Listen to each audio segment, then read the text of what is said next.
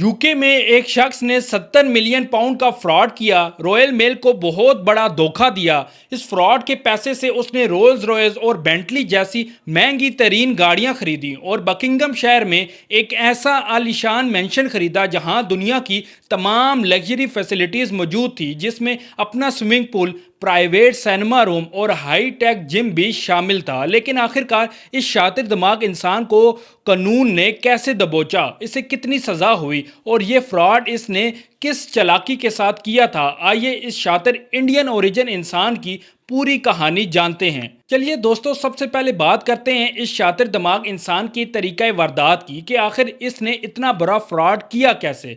इस बंदे का ताल्लुक इंडियन ओरिजिन से था, जो देखने में एक सीधा साधा बिजनेसमैन लगता था। बकिंगम शहर में इसकी एक कंपनी थी। इस कंपनी का काम था लोगों की और मुख्तलिफ ब्रांड्स की मेल को इकट्ठा करना और उन्हें रॉयल मेल के जरिए डिलीवरी करवाना। यहाँ इसने दिमाग लगाया और शुरू किया आंखों में धूल झोंकने का खेल। 2008 से लेकर 2017 तक, यानी पूरे 9 साल ये और इसका पूरा गैंग, सुनने में आ रहा है इसकी फैमिली भी शामिल थी, रॉयल मेल के सिस्टम के साथ खिलवाड़ करते रहे। चालाकी ये थी कि जब इनकी कंपनी हजारों के हिसाब से मेल भेजती तो रिकॉर्ड्स में हेरा फेरी कर दी जाती। यानी अगर असल में 10,000 लेटर या पार्सल भेजे जाते तो पेपर पर सिर्फ 2,000 शो किए जाते। कभी वेट कम लिख देते तो कभी मेल की कैटेगरी बदल देते ताकि रॉयल मेल को कम से कम पेमेंट करनी पड़े। मतलब हाथी के दांत खाने की ओर दिखाने की ओर। रॉयल मेल को लगता था कि सब कुछ ठीक चल रहा है, लेकिन पीछे से उनको अरबों रुपए का चूना लग रहा था।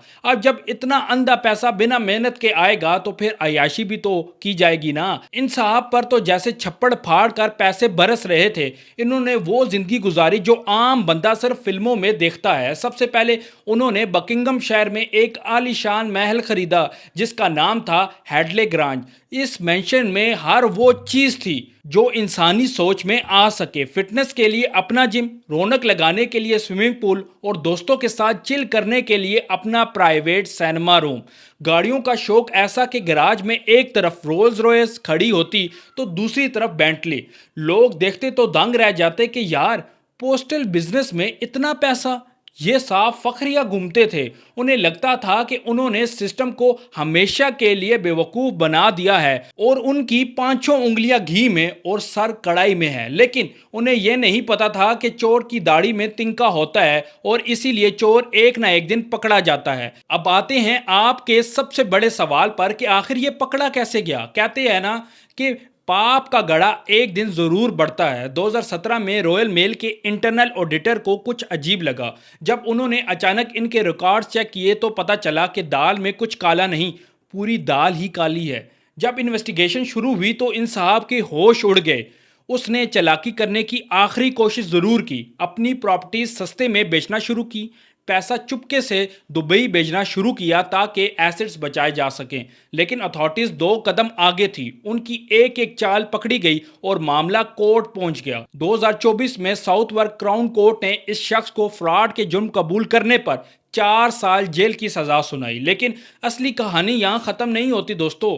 अभी हाल ही में कोर्ट ने जो फैसला सुनाया है उससे इन साहब के 14 तबक रोशन हो गए हैं। कोर्ट ने हुक्म दिया है कि जो तुमने अय्याशा की थी अब उनका हिसाब दो और 5.1 मिलियन पाउंड्स यानी 1.5 अरब पाकिस्तानी रुपए से ज़्यादा रॉयल मेल को वापस करो। और अगर दी गई डेडलाइन तक ये पैसे अदा ना किए तो मजीद 8 साल और 6 महीने जेल की चक्की पीसनी पड़ेगी। यानी ना गाड़ी रही ना महल रहा और अब जिंदगी जेल की कलकोठरी में गुजर रही है। तो दोस्तों, इस शातिर इंसान की कहानी से हमें सबक मिलता है कि आप जितना मर्जी बड़ा फ्रॉड कर लें, एक ना एक दिन हकीकत सामने आ ही जाती है। आपका इस पूरे स्कैम के बारे में क्या ख्याल है? क्या इसे और सख्त सज़ा मिलनी चाहिए थी? कमेंट सेक्शन में अपनी राय ज़रूर दें। अगर वीडियो में मज़ा आया हो और इन्फॉर्मेशन अच्छी लगी हो तो इसको लाइक और चैनल को सब्सक्राइब करना मत भूलिएगा। मिलते हैं अगली वीडियो में, तब तक के लिए अल्लाह हाफिज़।